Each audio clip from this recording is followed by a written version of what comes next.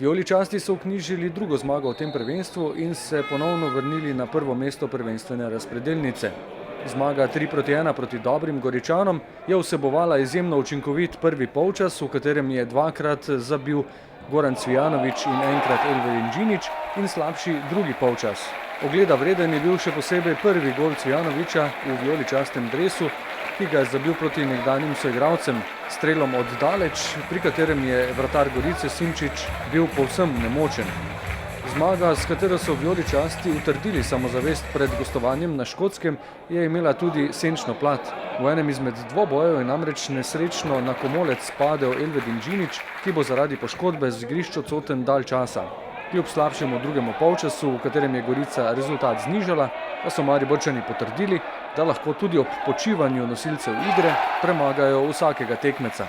Po tekmi pa so bili jasno z mislimi že na četrtkovem gostovanju na Škotskem, v katerem bodo branili visoko prednost 3:0 proti Hibernijam.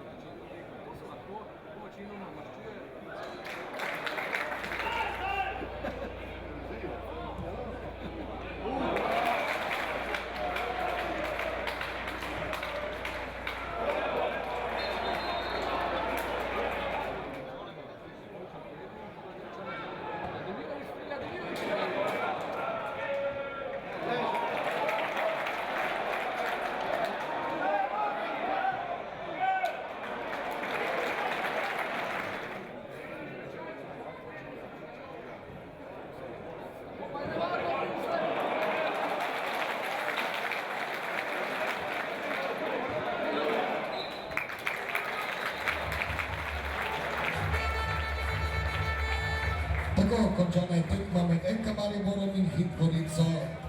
Rezultat 3:1 za domače, dvakrat Goran Cvijanović.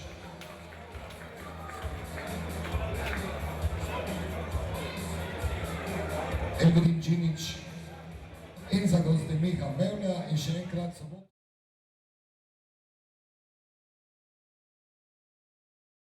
Tako je, res je, rezultat kaže na prepričljivo zmago, vendar smo se kar precej namučili. Odigrali smo izredno lepih 35 minut, ko smo zadeli trikrat in to čudovite zadetke smo dosegli. Zatem oziroma po Džinićevi poškodbi pa nam več ni šlo oziroma je nasprotnik pokazal, da zna igrati nogomet. Pričakovali smo, da bojo pokazali v Ljudskem vrtu njihovo kvaliteto in drugi polčas je vratar Pridigar kar nekajkrat odlično posredoval, tako da smo osvojili te 3 točke, katere smo si močno želeli.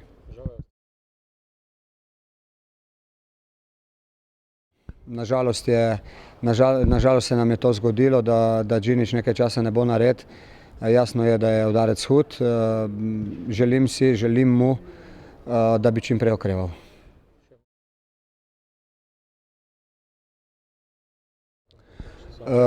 Tako je. Jutri zjutraj se bomo jasno še ukvarjali s to današnjo tekmo, jo bomo preanalizirali, skušali opozoriti na to, kar je bilo dobro in kar ni bilo. Takoj zatem pa jasno se misli usmerjajo samo in edino na to težko tekmo, katera nas čaka v Edinburgu. Ja, lahko rečem, da smo prvi polčas skoraj do konca odigrali zelo dobro, držali igro v svojih nogah, zadeli 3-krat, imeli še nekaj priložnosti, potem pa drugi polčas in mogoče zadnjih 10 minut prvega polčasa odigrali zelo slabo. Zakaj, to bomo jutri se spraševali in ko bomo pogledali posnetek. Tako da važne so 3 točke, zdaj gremo igrati proti Škotom in uvrstiti se v drugi krog.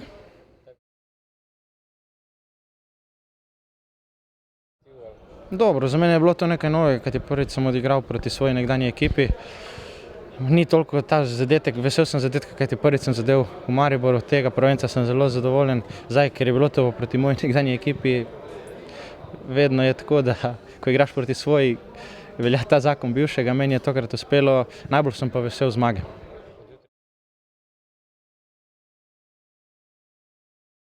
Tako, strinjam se, zdaj so na vrsti Škoti in tu se posvečamo samo tej tekmi in uvrstitvi v naslednji krog.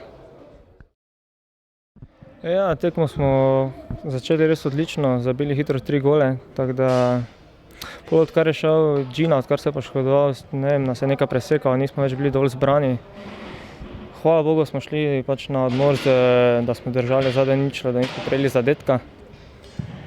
Pač v odmoru smo se poskušali nekako dogovoriti, zbrati, da spet začnemo drugi polčas, tako smo začeli prvega. Ni nam to najboljše uspevalo, prejeli smo hitro zadetek, ampak na srečo smo vpisali nove 3 točke.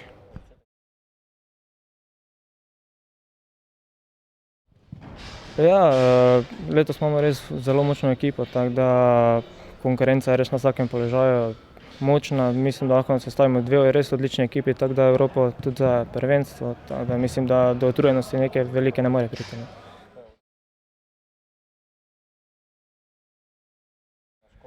Ja, to tekmo se mora čim prej pozabiti, vpisali smo 3 točke, zdaj pa se res moramo temeljito pripraviti na Škote.